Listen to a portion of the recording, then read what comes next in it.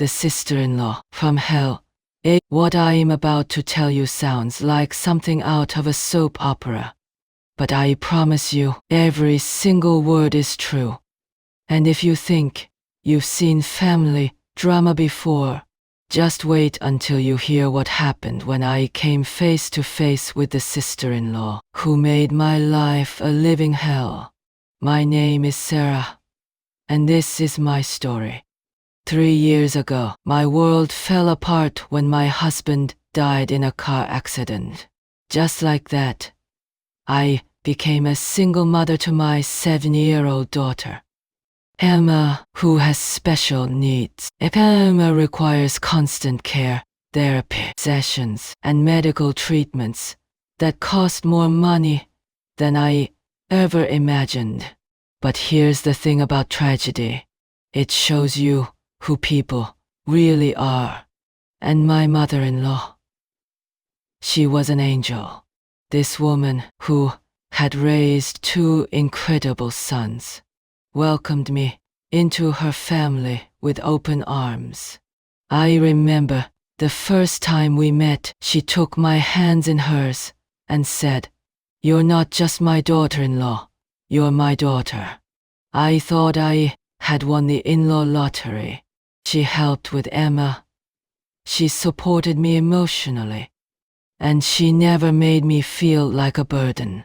For the first time since my husband died, I felt like maybe, just maybe, everything would be okay.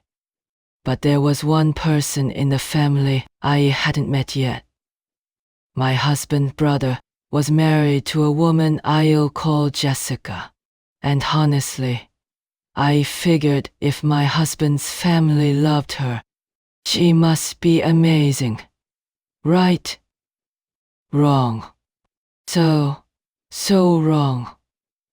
The first time I met Jessica was at a family dinner about 6 months after my husband's funeral.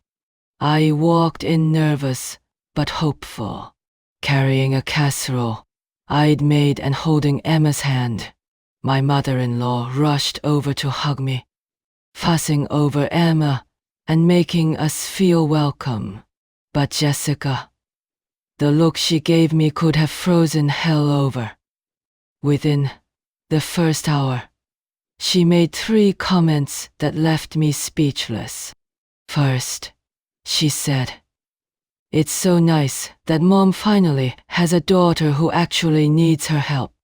Then, when my mother-in-law was playing with Emma, Jessica muttered loud enough for me to hear, "Some people really know how to work the sympathy angle."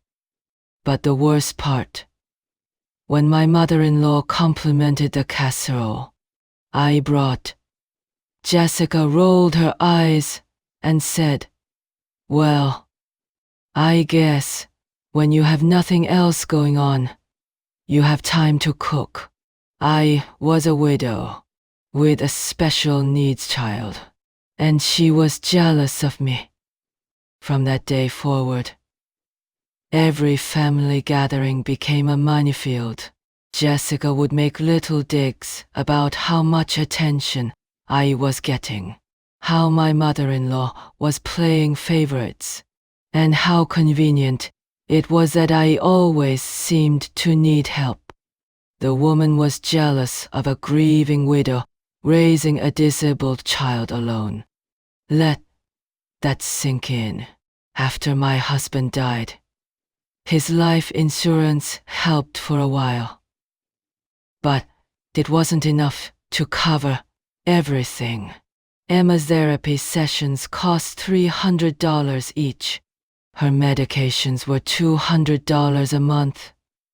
Even with insurance, the special equipment she needed, the modified car seat, the communication devices, it all added up faster than I could handle. So I did what I had to do. I got a job waiting tables at a family restaurant called Rosie's Diner. It wasn't glamorous, but it was honest work, and the tips helped pay for Emma's care.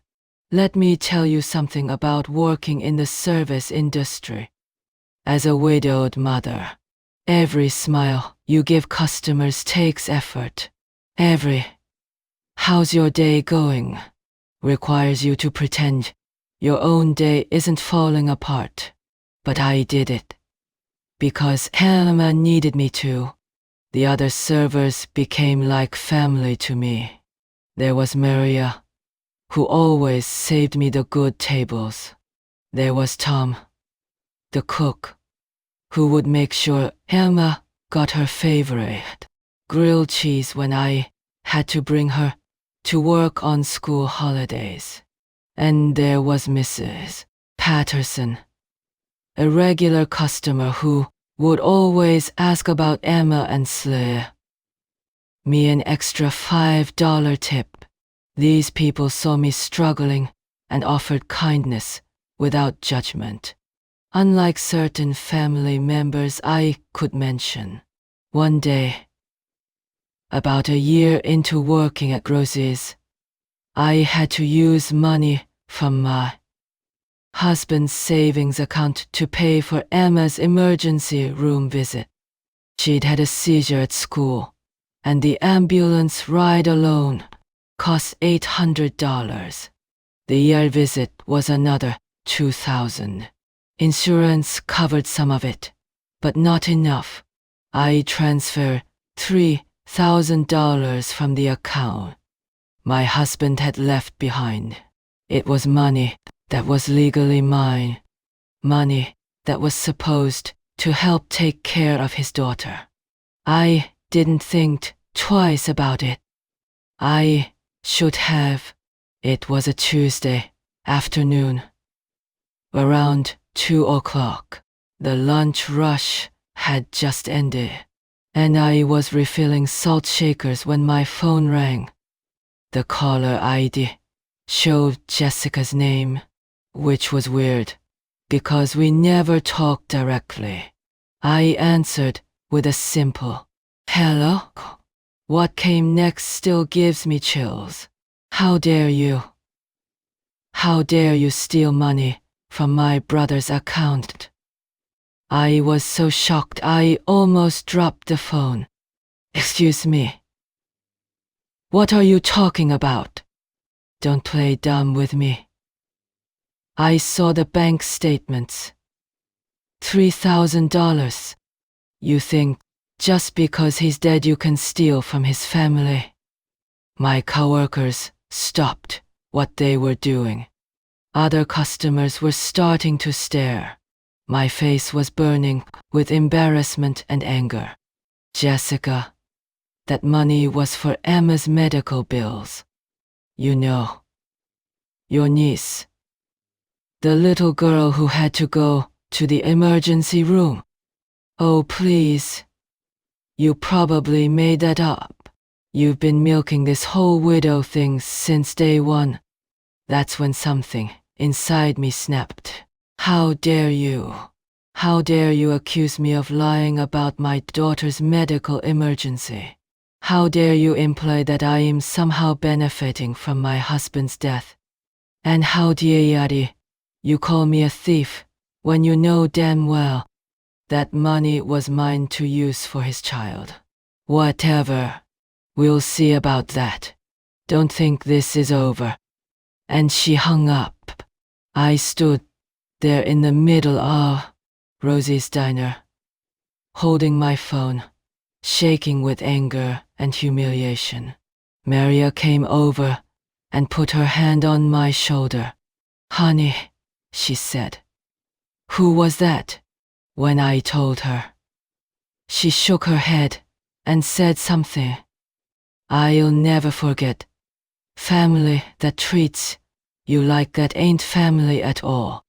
2 weeks after that phone call, I was working the evening shift when the impossible happened. Jessica walked into Rosie's diner. She looked around the restaurant with obvious disgust, like she was slumming it just by being there. When she spotted me, she made a beeline for my section. and sat down at one of my tables. My heart was pounding, but I walked over with my order pad and said, as professionally as I could, "Good evening. What can I get you?" She looked up at me with this smug smile and said, well, look who's serving tables now. I guess this is what happens when you can't live off dead husband's money anymore." I could feel every other customer in the restaurant looking at us. The table next to her had a family with 2 young kids. The booth behind her had an elderly couple who came in every week. "Ma'am," I said, trying to keep my voice level, "would you like to order something? Or would you prefer to discuss personal matters outside?" "Oh, I think here is perfect," she said, raising her voice. "I think everyone should know what kind of person you really are." That's when I noticed she'd been drinking. Her words were slightly slurred, and she had that aggressive confidence that comes from liquid courage. "You stole from your dead husband's account," she announced to the entire restaurant. $3,000. While playing the poor widow. The elderly couple gasped. The family with kids looked uncomfortable. Maria started walking over, but I held up my hand to stop her. "Jessica," I said, and my voice was deadly calm. "That money paid for your niece's emergency room visit when she had a seizure at school. Emma is 7 years old and has special needs. Every penny of that money went to medical bills. If you want to see the receipts, I have them." For just a moment, she looked uncertain, but then she doubled down. "You're lying. You've been manipulating this whole family since day one. Poor little Sarah. Poor little Emma. Everyone feels sorry for us." She was getting louder and more belligerent. That's when I had enough. I set down my order pad and looked Jessica straight in the eyes. "You know what?" I said, and my voice carried throughout the restaurant. "You're absolutely right about one thing. I am poor. I work 2 jobs trying to keep my head above water. I serve tables and clean houses because my daughter needs medical care that costs more than I make in 6 months." The restaurant had gone completely quiet. Even the kitchen staff had stopped what they were doing. "But you know what I'm not?" I continued. "I am not a thief. I am not a liar. And I am not going to let you sit in my workplace and disrespect my dead husband's memory."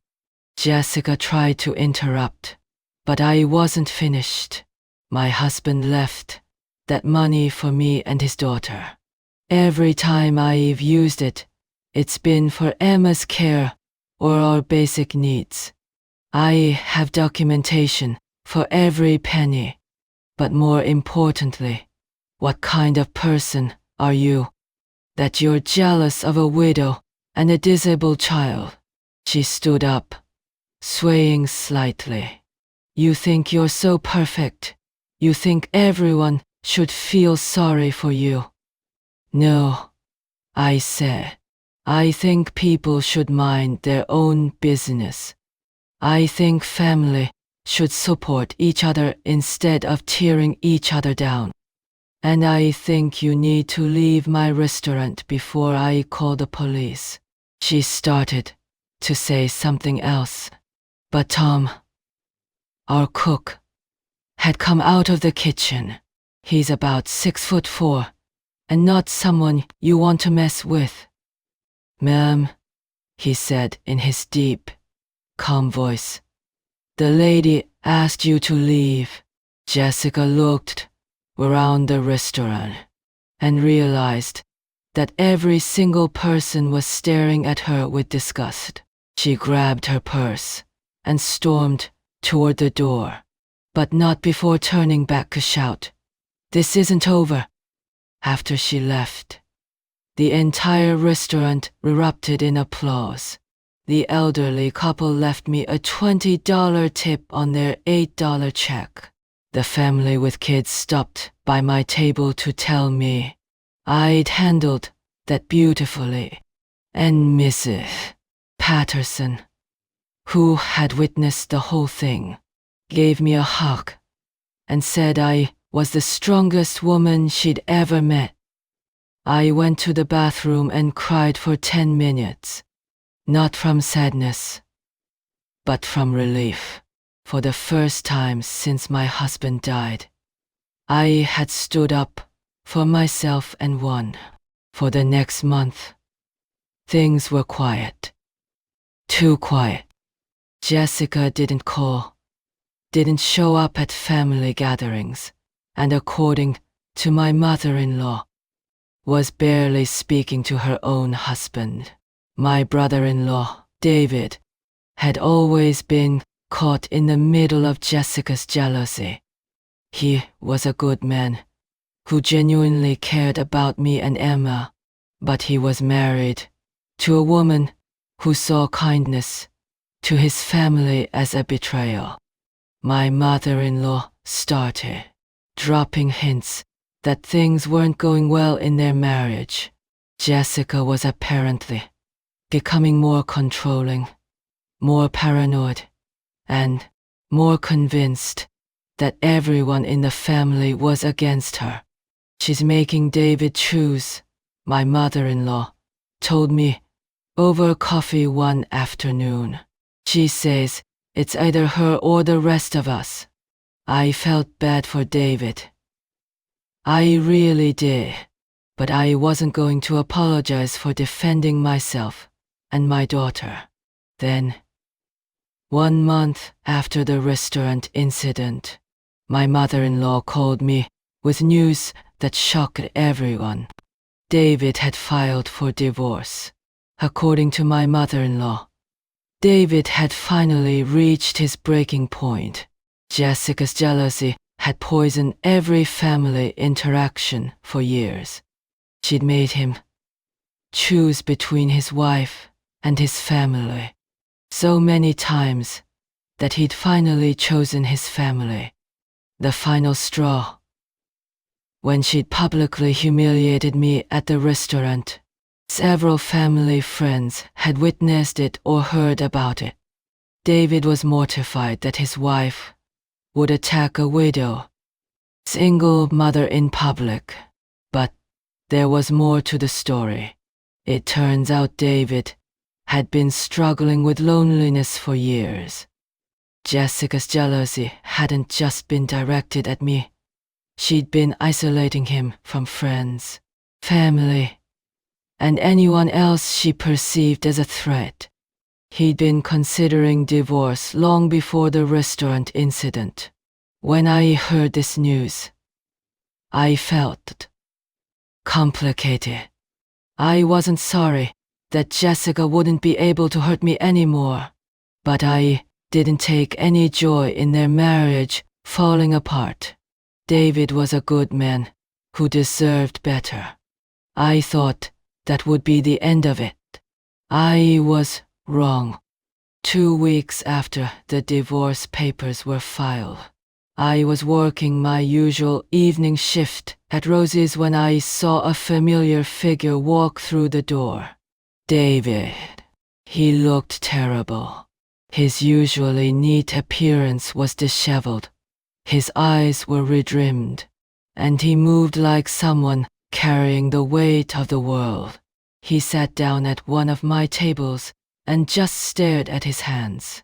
When I approached, he looked up at me with such pain in his eyes that my heart broke for him. "Hi, Sarah," he said quietly. Can we talk? I looked around the restaurant. It was a slow night, and Maria nodded at me that she'd cover my tables. Of course, I said, sitting down across from him. What he told me next explained everything. David had been struggling with depression for years. The pressure of being married to someone so jealous and controlling had isolated him from everyone he cared about. He'd wanted to help me and Emma after his brother died, but Jessica had made it impossible. Every time I tried to be there for you, he said, she'd accuse me of having feelings for you. Every time Mom would help with Emma, Jessica would rage for days about favoritism. I couldn't win. He explained that he'd been seeing a therapist who had helped him realize that his marriage was emotionally abusive. Jessica's jealousy wasn't just annoying, it was manipulative and controlling. But now, he said, tears starting to form in his eyes, I'm losing everything. My wife, my home, and probably my relationship with the rest of the family too. I was confused. David, why would you lose your relationship with your family? Everyone understands why you filed for divorce. That's when he broke down completely. Through his tears, David told me something that made my blood run cold. Because I lied, Sarah, about everything. It turned out that Jessica's accusations about me weren't completely made up. David had been the one monitoring the family's financial accounts. And when he saw the $3,000 withdrawal, he panicked and told Jessica about it without finding out what it was for first. When Jessica had confronted me at the restaurant, she'd been acting on information David had given her. Information he'd provided without bothering to ask me about it first. I should have called you, he sobbed. I should have asked about the money. But Jessica was already so convinced that you were taking advantage of the family. And when I saw the withdrawal, I assumed the worst. My hands were shaking. This man, who I'd thought was caught in the middle, had actually been the one feeding information to his jealous wife. David, I said slowly, are you telling me that you gave Jessica ammunition to attack me without even checking the facts? He nodded, unable to look at me. And now you're getting divorced, and you want what exactly from me? That's when he said something that still gives me chills. I want you to help me save my marriage. I stared at David in complete disbelief. You want me to what now? Please, Sarah, he begged. You don't understand. I love her. I've loved her for 10 years. Yes, she has problems with jealousy, but it comes from a place of love. She's terrified of losing me. I could not believe what I was hearing. David, I said, your wife publicly accused me of theft. She humiliated me in front of my coworkers and customers. She's been making my life miserable for years. And you want me to help you get back together with her? If you would just talk to her, he continued, as if he hadn't heard me. If you would just explain that there's nothing between us, that you're not trying to take me away from her. TAKYOU AWAYFROMHER. I stood up so fast my chair nearly fell over. David, I'm your dead brother's widow. I have never, not once, thought of you as anything other than family. The fact that she sees me as competition is a HR problem, not mine. Other customers were starting to stare again, but I was beyond caring. You gave her information about my finances without asking me first. You let her attack me based on assumptions. And now, you want me to fix your marriage for you. David looked desperate. She filed a countersuit. Sarah, she's going to try to take everything. The house, my business, everything. She's claiming I was having an emotional affair with you. And that's when he did something that will be burned into my memory forever. David got out of his chair, walked around the table, and got down on his knees in the middle of Rosie's diner. David was on his knees in the middle of a restaurant, begging me to save his marriage to the woman who had made my life hell. Please, Sarah, he said, and he was crying now. I know I messed up. I know I should have protected you from her jealousy. But I can't lose her. I can't lose everything. The entire restaurant had gone silent. Customers were pulling out their phones and recording. Maria was standing by the kitchen door with her mouth hanging open. Even Tom had come out to see what was happening. David, I said, trying to keep my voice calm. Please get up. You're making a scene. I don't care, he said, his voice breaking.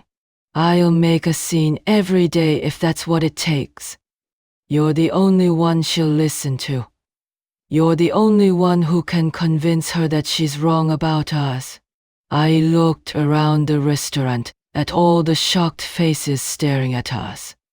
Some people looked sympathetic. Others looked uncomfortable.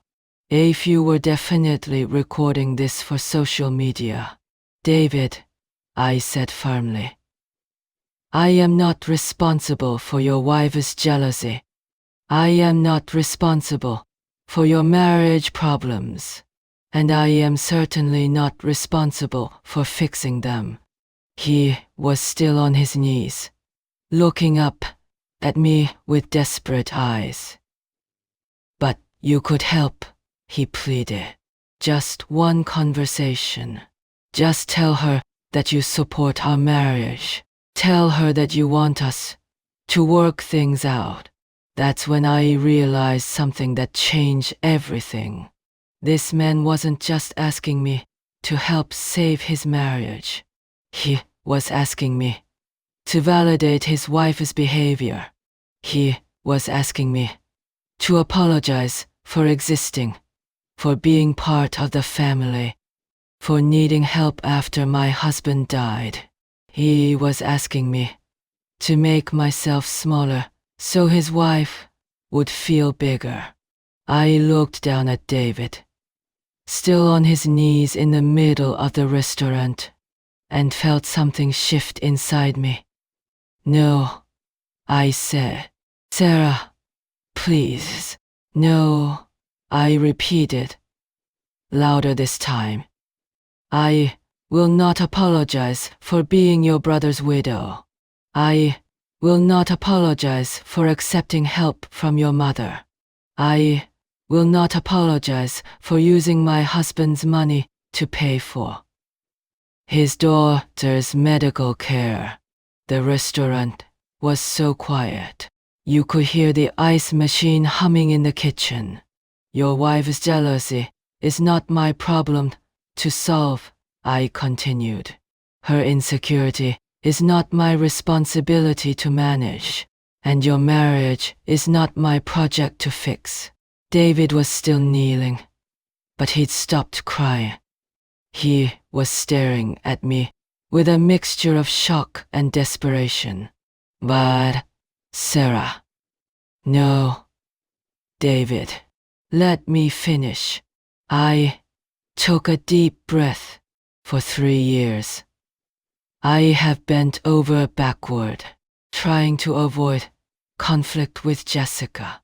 I've made myself smaller at family gatherings. I've apologized for things that weren't my fault.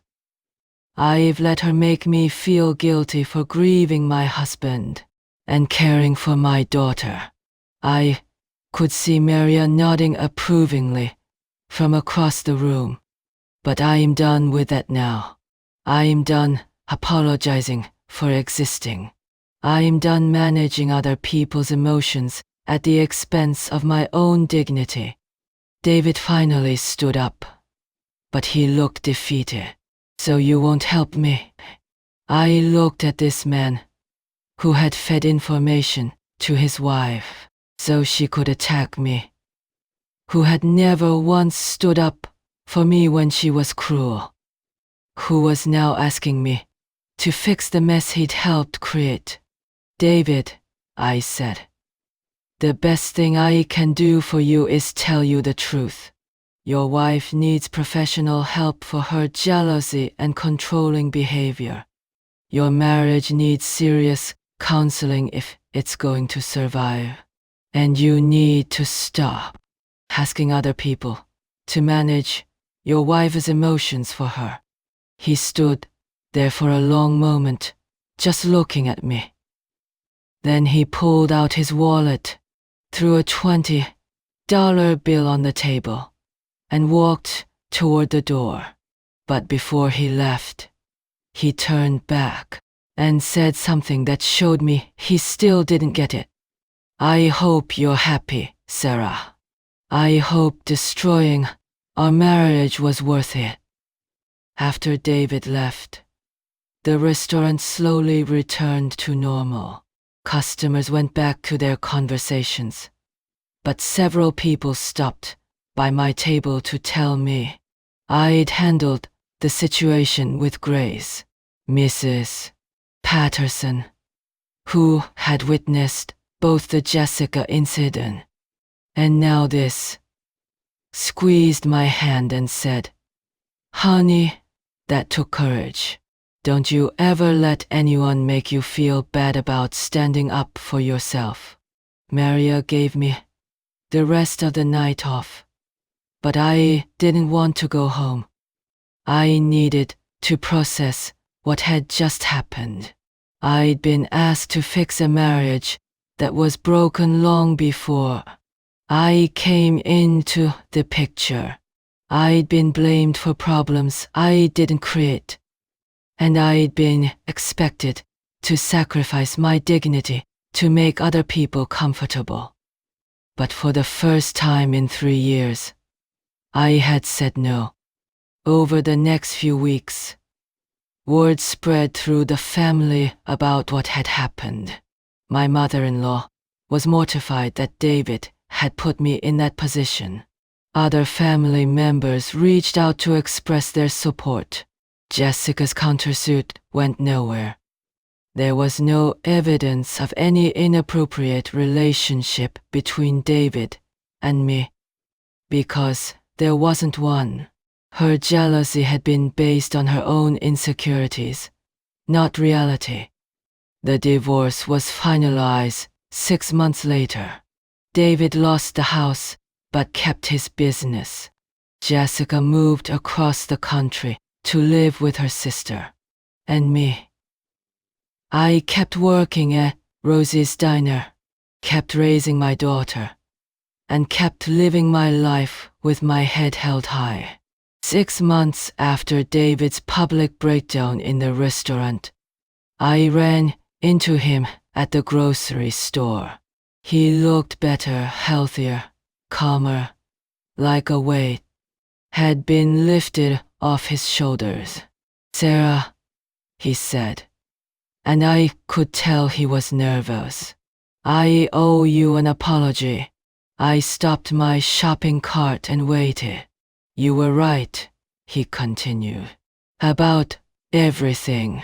Jessica and I went to marriage counseling for a while. and the therapist helped me see how toxic our dynamic had become. I was enabling her jealousy by trying to manage everyone else's behavior, instead of addressing the real problem. I nodded, but didn't say anything. I should never have given her information about your finances without talking to you first. I should never have asked you to fix our marriage, and I should have stood up for you years ago when she was being cruel. Thank you for saying that, David, I said. How are you doing now? He smiled, and it was the first genuine smile I'd seen from him in years. Better, much better. I'm in therapy. I am rebuilding my relationship with Mom, and I am learning to take responsibility for my own choices, instead of blaming other people for the consequences. We talked for a few more minutes, and before we parted ways, he said something that stuck with me. You taught me something important that night at the restaurant, Sarah. You taught me that sometimes the kindest thing you can do for someone is refuse to enable their bad behavior. As I drove home that day, I thought about everything I'd learned over the past 3 years. I'd learned that grief doesn't make you immune to other people's cruelty, but it can give you perspective on what really matters.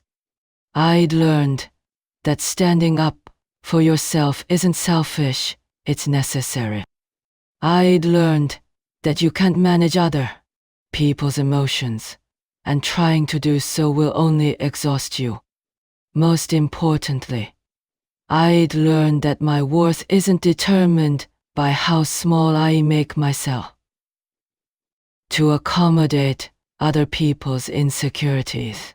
3 years later, today, Emma is 10 years old and thriving. She's learned to communicate using a tablet. She's made friends at school, and she still loves grilled cheese sandwiches from Rosie's Diner. I am still working at the restaurant, but I've also started taking online courses toward a degree in social work. I want to help other families navigate the challenges of caring for children with special needs. My mother-in-law remains one of my closest friends and strongest supporters. David has rebuilt his relationship with the family and is doing well in his own therapy journey. And Jessica, I heard through the grapevine that she remarried and seems to be happy. I hope she's gotten the help she needed for her jealousy issues, and I genuinely wish her well. As for me, I've learned to set boundaries, stand up for myself, and refuse to apologize for taking up space in the world. It wasn't easy, and it didn't happen overnight, but it was worth every uncomfortable conversation and every moment of standing alone.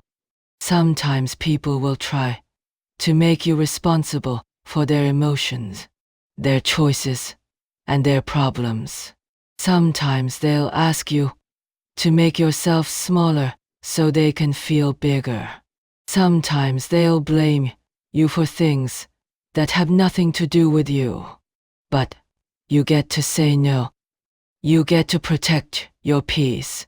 You get to live your life without constantly managing other people's feelings about it. That's what I learned from my sister-in-law from hell. And honestly, I'm grateful for the lesson, even if I wouldn't recommend her teaching methods to anyone else. The end. Please subscribe if you'd like more of these heartfelt stories.